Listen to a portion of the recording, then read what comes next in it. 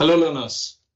Welcome back to the second live session of this course, Organizational Behavior, specific to individual dynamics within individuals.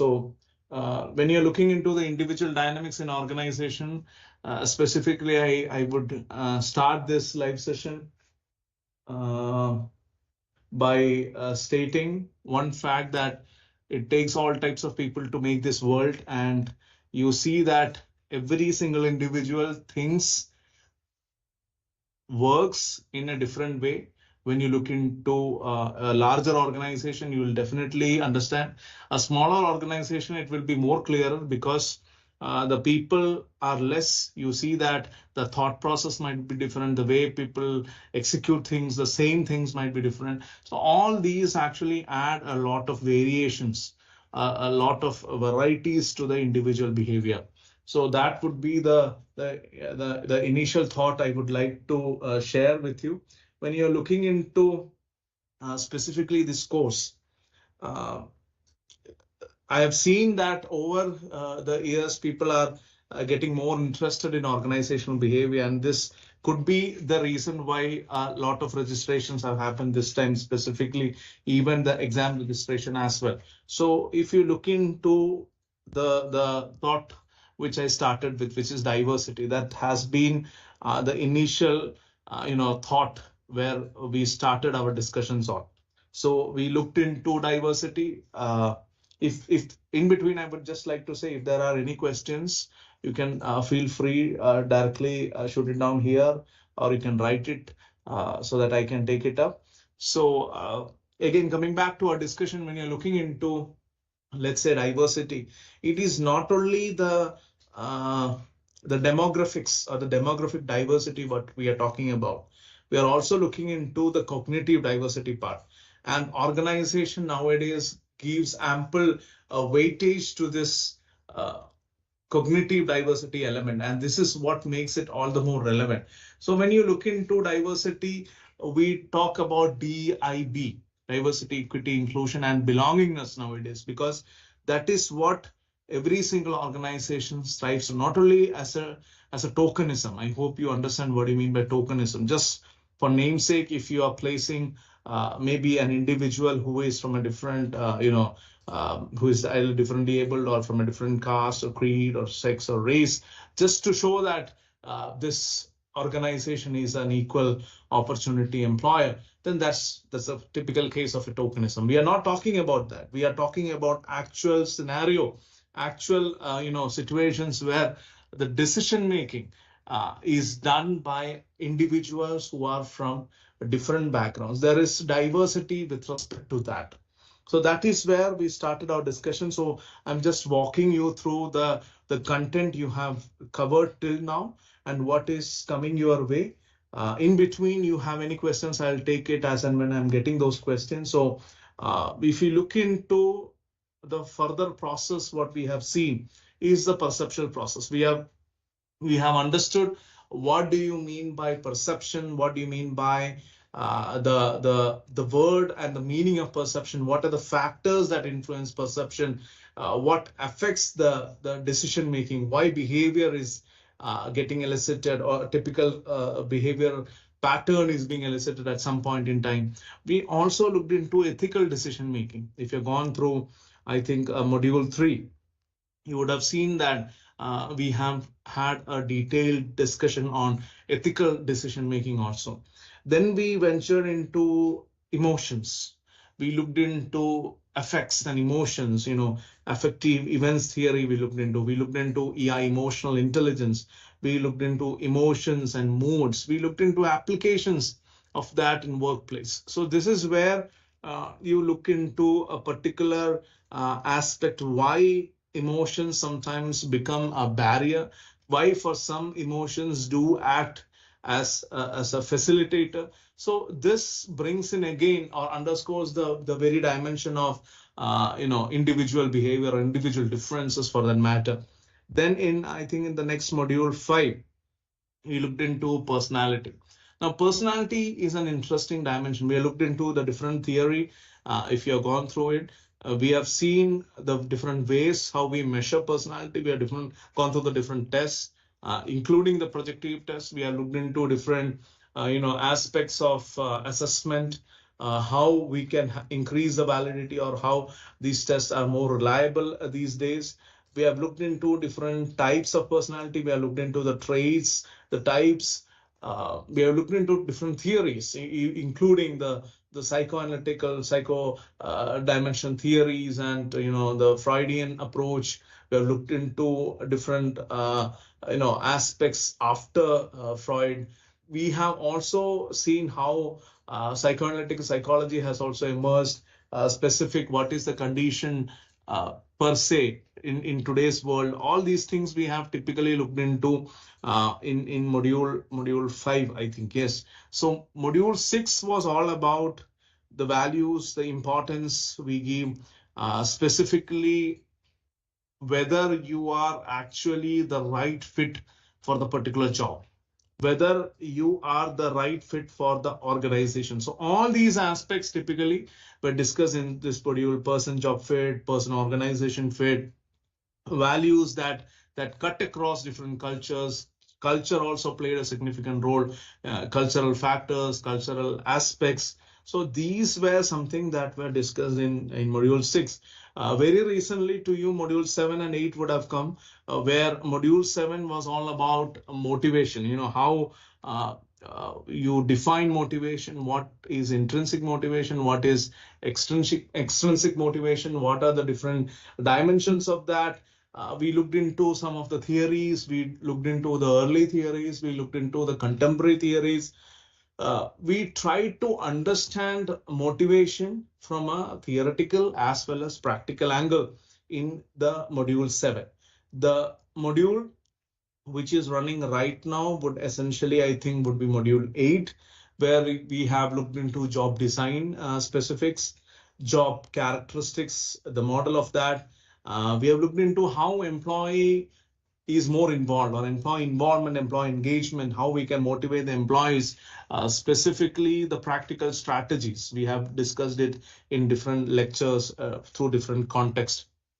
We have also looked into the perception of justice, organizational justice, and what do you mean by organizational justice, and how it actually reinforces the employee motivation, and sometimes the absence of justice, different types of justice. Again, I'm not going into the nitty-gritties of that, but how it actually undermines the motivation of individual. We then, I think, looked into learning, which will come to you next week, where we try to define what is learning. We try to understand the different processes. How do people learn? Or how do individuals learn? What are the different, methods? What are the different theories that are associated with learning? We go with respect to, I think, 2 different lectures where we'll be looking into, 2 different types of learning.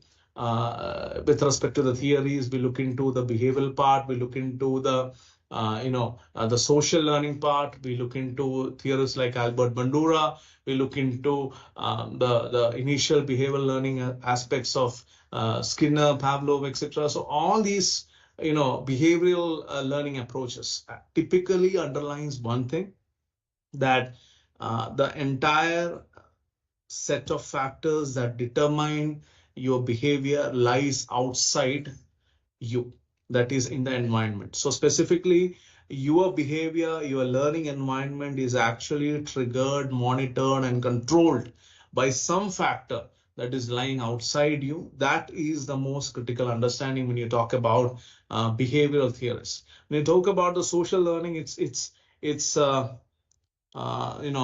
something which is typically different.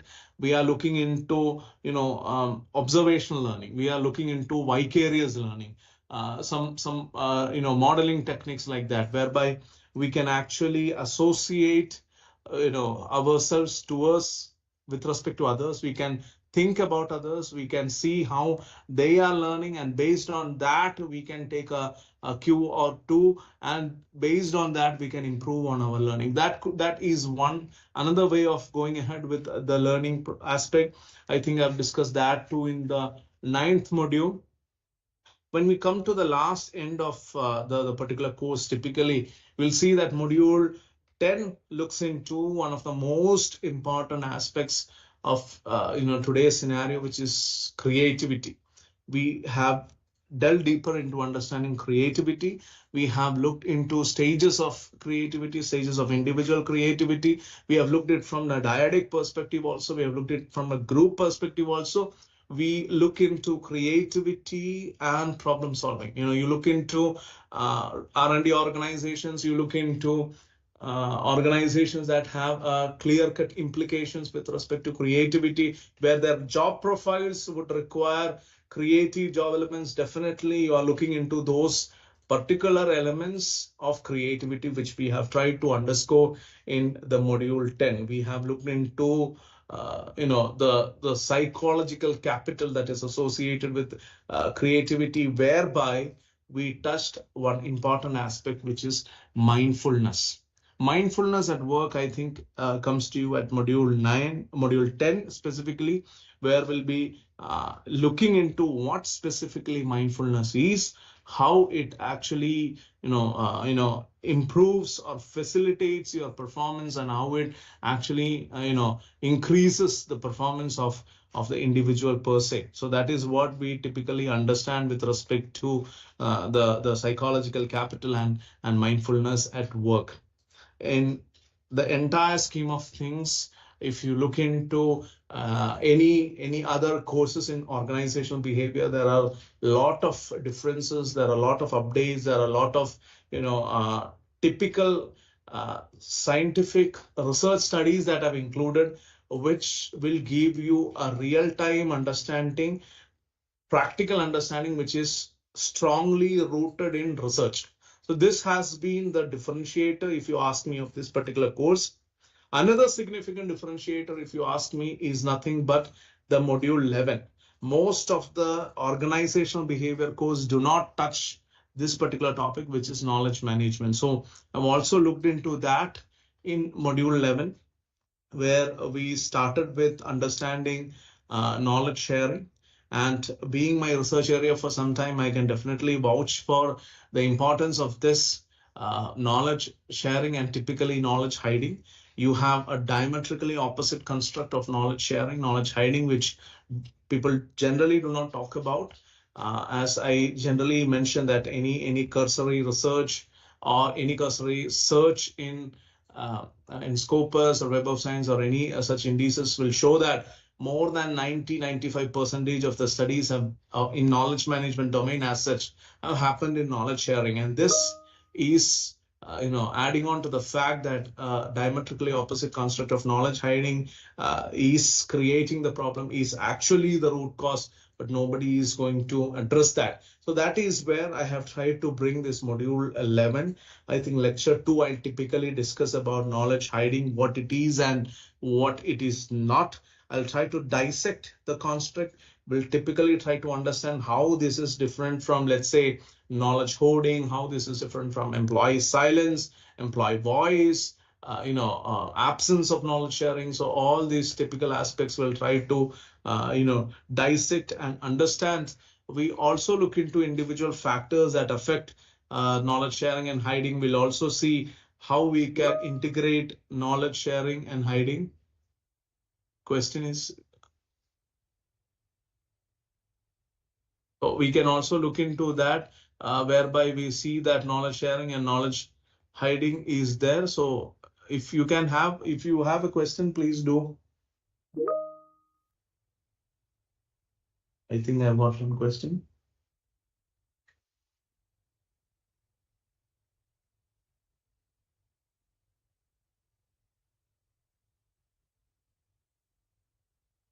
So SP Naik, I didn't get your question. Okay, as discussed in money, motivation as an extrinsic one, that there could be chance of moral ethics in Countering with money motivation. Okay. So typically what we see is that, monetary aspects is extrinsic. Money is an extrinsic motivator. But the whole point is whether it can go to a certain extent and can pull you to the job. And there might be some factors that can typically make that an intrinsic motivator. Not money, but maybe some other factor. But you are actually triggered in through the extrinsic motivation of money. That could be a possibility. But could be your question is not very clear. So I feel what you want to ask is there'll be a moral ethics countering the money motivation. Yes, it depends on what is your job profile. Let's say you are a public servant, you are a person working for the government, you are a person who is, typically a part of a system where ethics and integrity needs to take the a higher seat, then definitely yes, there will be a counter intuitive arrangement there. But that said, let's say you are working for a profit-making organization. You're working as based on an intensive, based on an incentive-based, salary structure. You're based on some profit, margin-based structure. Then definitely I would say that money is or will be a motivator, and unless and until you are committing something which is not illegal, I think, and unethical, I'll think that counter argument may not exist. It depends on individual. It depends on the code of conduct of the organization. It depends on how individuals actually think about the situation and act, how individuals perceive a particular situation. For some of them, it might not be a serious offense. For some of them, it might be. So to a larger context, it certainly depends on how people take it up, how people understand this. So that is also a clear-cut, factor that I would like to underline here. So I think that was the only question. Any other questions? You feel free to ask, no doubt about it. I'll just conclude my discussion there, where I'm walking you through the content. How is it prepared, and what are the considerations that were given or that were taken while preparing the syllabus? You look into individual factors affecting knowledge hiding, which I've already mentioned in module 11, and we also look into those strategic factors that typically foster knowledge sharing. So knowledge management takes an upper hand specifically in module 11, and this is one of the significant differentiator this course. If you can ask me the USP of this course, one of the significant USP of this course that it has. And finally, in the last module, we are having typically employee voice and employee silence, because having understood knowledge hiding, hoarding, etc., it is right time for you to venture into employee voice, employee silence. What are the different typical individual factors that affect employee voice? What are the typical factors that affect employee silence? Or can silence be strategic? There is a whole lot of discussion and research that's going on strategic silence. There can be strategies for fostering safe environment at work. So all these aspects typically have a clear-cut understanding, or will facilitate you to learn more about the individual behavior of your co-workers, of employees within an organization. So this is the background, this is the premise, this is the logic of bringing out such a course, and I'm happy that it has been heavily subscribed to, and there are a lot of registrations, and I'm happy that most of the enrollments have also got converted to the actual registrations for exam, and that's a good sign. That's a healthy sign of a course, because I am glad and I'm happy to note that you are more interested in learning the course rather than just as a passive observer or a passive participant of this course. So this is what makes the whole purpose more realistic and rewarding for me, and I'm happy that I could be a significant contributor to this particular course. So having said that, if you find any difficulty, you can definitely ask. I'll give a couple of more minutes. If there are no more questions, we can think of winding it up. Or any specific questions, you can always write back to me. We can have an interaction. We can think of collaboration. So a lot of possibilities do exist with this platform. So if there are any genuine questions with respect to organizational behavior, different theories, different possibilities, perception, learning, motivation, these are all aspects that come under the larger ambit of organizational behavior. So you can definitely think of these aspects. You can definitely think of such critical dimensions of that. And if you have any questions, I'm always looking forward to that. We can have one more live session where we'll be looking into more nitty-gritties of the course. Especially now you will be coming across module 9, 10, 11, 12, as I mentioned. One of the most critical aspect, like creativity or knowledge management, or the employee voice, silence, knowledge hiding, all these aspects typically are going to come your way. So any doubt, either this or the before modules, you are always free to ask me, or we can have a chat, we can interact. There is no doubt about it. So any more questions?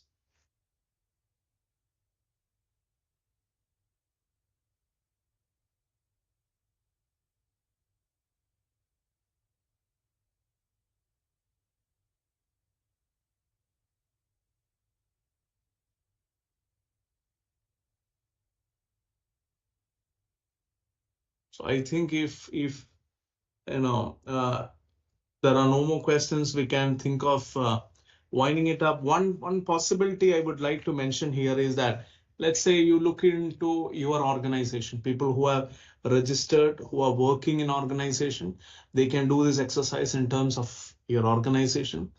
People who are students, who are essentially studying in an organization, maybe studying a course, or maybe researchers, you can think of that as a perspective. And you can think of this particular context, what you are going through, and look into all those people who are around you. I'm just giving a sort of assignment. You can always check back this, right? You look into all those people. It could be your co-worker. Let's say the first assumption I'm making is that you are working in an organization. So it could be your co-worker. It could be your boss. It could be your subordinate, right? Irrespective of, let's take gender, let's take demographics as a control variable as of now, right? So you look into all these possible scenarios. In case of students, you can look into your best friends. You can look into the students who excel in the class, who are medium performers, who are slow learners. All plethora of such options or combinations can be taken. You look into their respective behavior with you, also your respective behavior with respect to them. So you will have different categorization, different individuals belonging to different categories. How you actually behave with each of these categories, just observe, just introspect, because it is with respect to you. Just introspect how it is different. And sometimes you would not have given a thought. That is where I asked you to introspect. It is strikingly different in each segment. You will come to know. You might not have observed closely, but I would suggest you as an assignment, just think. Maybe you can note down also. You consider this particular individual as a good friend. You treat him in a way. You have somebody else who is maybe a short-term friend. You treat him or her in a different way. Similarly, there's a perceived enemy in your class. You might treat him or her in a different way. Similarly, in an organization, you have a certain colleague who is very close to you. You have a certain way of interacting or mingling with them.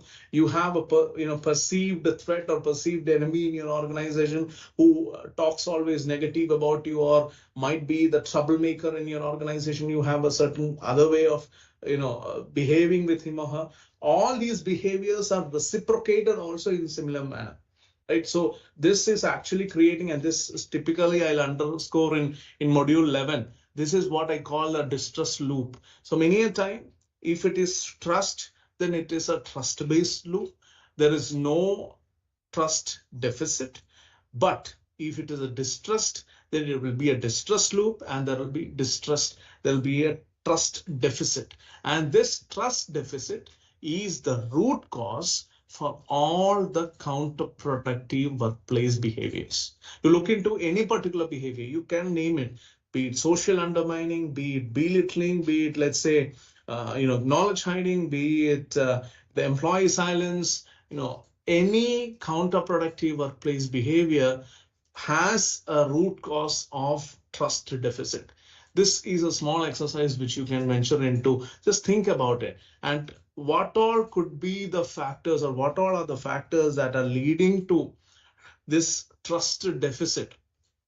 What all are the factors that you could take it up to mitigate those trust deficit will actually be the answers to your action plan towards those counterproductive workplace behaviors. It is as simple as that. So this subject, though it is very meticulous, very difficult in periphery, it is very simple in core, for the reason that if you can identify, if you observed in most of the particular modules, I take examples, sometimes personalized, sometimes I take names, so that it becomes relatable. So this is the beauty of this subject. When it becomes relatable, you can actually think of making a more impact in the field of study.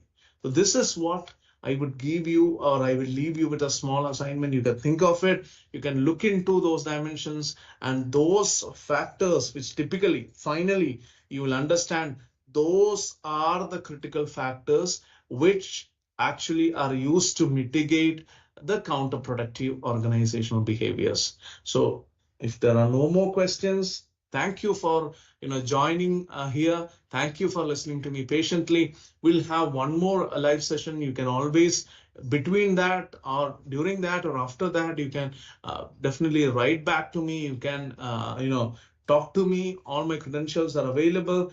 Definitely we can have a chat if you want, so we can discuss about the topic more. So thank you again for listening to me patiently. Thank you.